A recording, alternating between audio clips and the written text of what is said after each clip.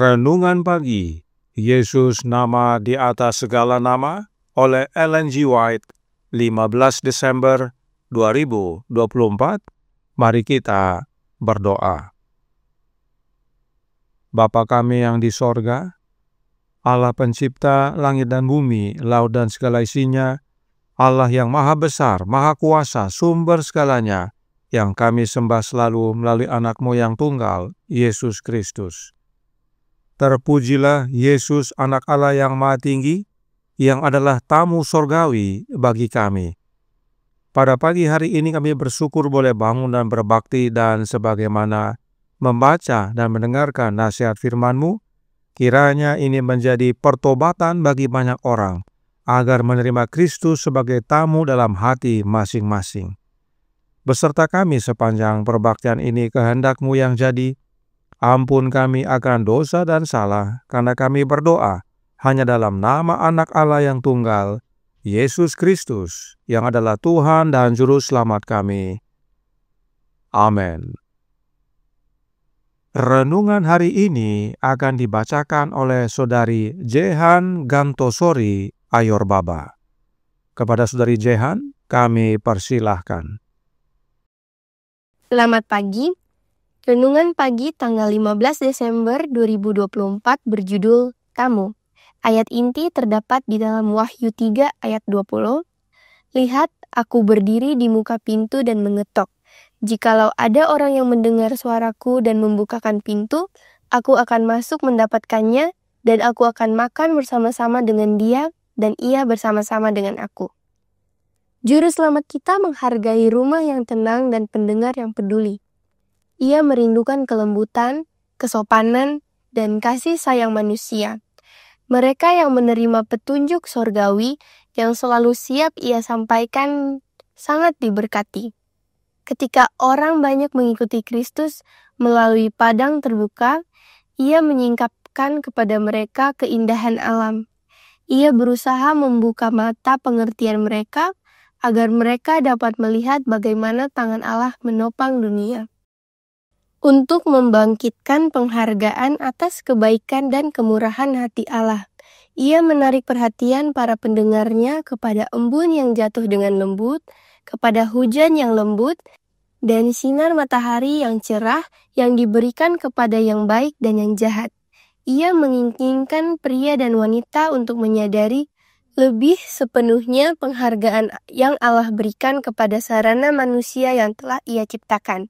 Tetapi orang banyak itu lambat mendengar, dan di rumah di Betania Kristus menemukan ketenangan dari pertentangan yang melelahkan dalam kehidupan masyarakat. Di sini ia membuka buku tentang penyelenggaraan ilahi kepada hadirin yang menghargai. Dalam wawancara pribadi ini, ia mengungkapkan kepada para pendengarnya apa yang tidak ia coba sampaikan kepada orang banyak yang bercampur baur. Ketika Kristus memberikan pelajarannya yang luar biasa, Maria duduk di kakinya, seorang pendengar yang penuh hormat dan setia. Pada suatu kesempatan, Marta yang bingung dengan kesibukan menyiapkan makanan, pergi kepada Kristus sambil berkata, "Tuhan, tidakkah Engkau peduli bahwa saudaraku membiarkan aku melayani seorang diri? Suruhlah dia membantu aku." Inilah saat kunjungan pertama Kristus ke Betania. Juru selamat dan murid-muridnya baru saja melakukan perjalanan yang melelahkan dengan berjalan kaki dari Yeriko. Marta ingin sekali menyediakan penghiburan bagi mereka. Dan dalam kecemasannya, ia lupa akan kesopanan yang seharusnya diberikan kepada sang tamu. Yesus menjawabnya dengan kata-kata yang lembut dan sabar. Marta, Marta, engkau khawatir dan menyusahkan diri dengan banyak perkara, tetapi hanya satu saja yang perlu. Maria telah memilih bagian yang terbaik, yang tidak akan diambil daripadanya. Maria menyimpan pikirannya dengan kata-kata berharga yang keluar dari bibir Juru Selamat. Tentu saja, yang dibutuhkan Marta adalah roh yang tenang dan penuh pengabdian, kecemasan yang lebih dalam akan pengetahuan tentang masa depan, kehidupan kekal, dan anugerah yang diperlukan untuk kemajuan rohani. Ia membutuhkan lebih sedikit kecemasan akan hal-hal yang berlalu dan lebih banyak untuk hal-hal yang akan bertahan selamanya. The Desire of Ages, halaman 524-525. Terima kasih atas penata layanan Saudari Jehan. Tuhan Yesus memberkati. Selamat pagi saudaraku dalam Tuhan. Renungan hari ini menarik sekali. Kenapa? Karena tamu yang dimaksudkan dalam Wahyu 3 ayat 20 adalah Yesus. Mari kita baca kembali apa yang Yesus sampaikan kepada jemaat Laodikia. Wahyu 3 ayat 20 berkata, "Lihat, aku berdiri di muka pintu dan mengetok. Jikalau ada orang yang mendengar suaraku dan membukakan pintu, aku akan masuk mendapatkannya dan aku makan bersama-sama dengan dia, dan ia bersama-sama dengan aku." Aku yang berbicara dalam ayat ini adalah Yesus. Karenanya, ayat ini dapat dimengerti menjadi, lihat, Yesus berdiri di buka pintu dan mengetok. Jikalau ada orang yang mendengar suara Yesus dan membukakan pintu, Yesus akan masuk mendapatkannya, dan Yesus makan bersama-sama dengan dia, dan ia bersama-sama dengan Yesus. Berdasarkan ayat ini, Yesus mengetok oleh suaranya. Suara Yesuslah suara ketokan pada hati kita. Dan saat kita buka pintu hati kita, maka Yesus sendiri yang masuk. Itu sebabnya Roh Nubuat berkata dalam The Desire of Ages, halaman 161, paragraf 2. Hanya Kristus yang dapat membersihkan bait suci jiwa. Namun, dia tidak akan memaksa masuk. Dia tidak masuk ke dalam hati seperti ke bait suci zaman dahulu. Tetapi dia berkata, lihat, aku berdiri di buka pintu dan mengetok. Jikalau ada orang yang mendengar suaraku dan membukakan pintu, aku akan masuk mendapatkannya, dan aku makan bersama-sama dengan dia, dan ia bersama-sama dengan aku. Wahyu 3 ayat 20. Jika dikatakan hanya Kristus yang dapat membersihkan bait suci jiwa kita, maka artinya tidak ada oknum lain yang bisa. Hanya Yesus sendiri yang bisa. Karenanya, Roh Nubuat menambahkan dalam The Spirit of Prophecy, volume 2, halaman 123, paragraf 3. Rasul yang terinspirasi berkata, "Tidak tahukah kamu bahwa kamu adalah bait Allah dan bahwa Roh Allah diam di dalam kamu? Jika ada orang yang membinasakan bait Allah, maka Allah akan membinasakan dia. Sebab bait Allah adalah kudus, dan bait Allah itu ialah kamu." Adalah perlu bahwa Yesus harus menduduki baitnya di hati manusia setiap hari dan membersihkannya dari kekotoran dosa. Jadi, saat dikatakan kita adalah bait Allah, bahwa Roh Allah di dalam kita, maka kita menerima kehadiran Roh Allah tersebut melalui Anak-Nya. Sebab dikatakan, yang perlu tinggal di dalam hati kita setiap hari adalah Yesus. Karena memang Yesus berkata dalam Yohanes 14 ayat 20 yang berbunyi, "Pada waktu itulah kamu akan tahu bahwa aku di dalam Bapa-Ku, dan kamu di dalam aku, dan aku di dalam kamu."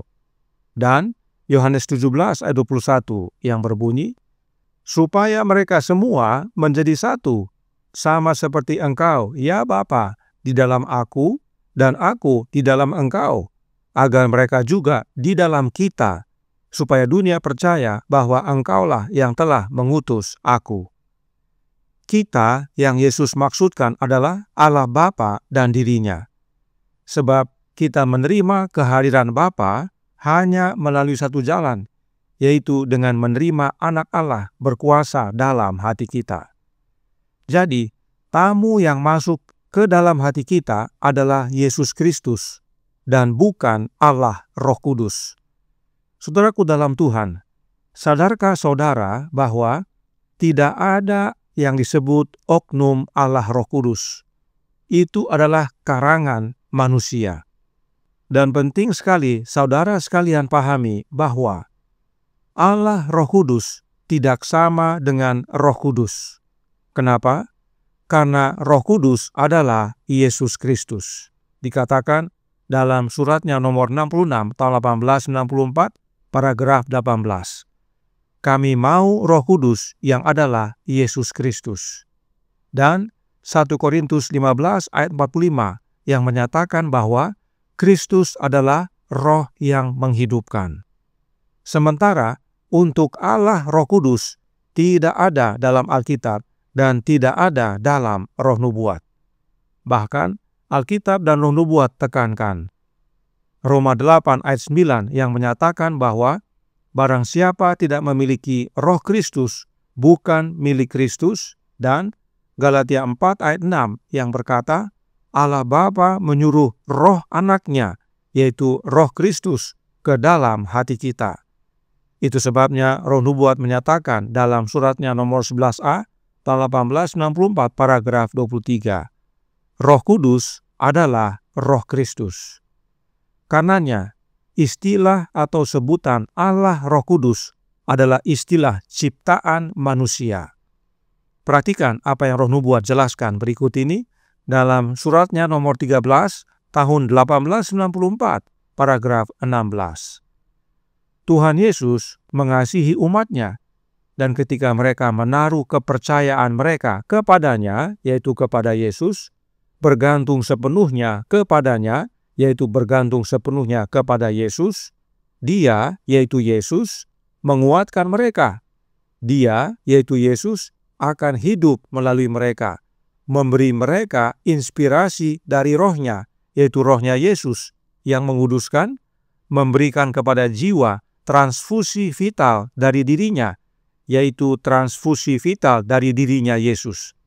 Dia bertindak, yaitu Yesus, melalui kemampuan Anda dan menyebabkan mereka memilih kehendak-Nya, yaitu kehendak Yesus, dan menjalankan karakternya, yaitu karakter Yesus.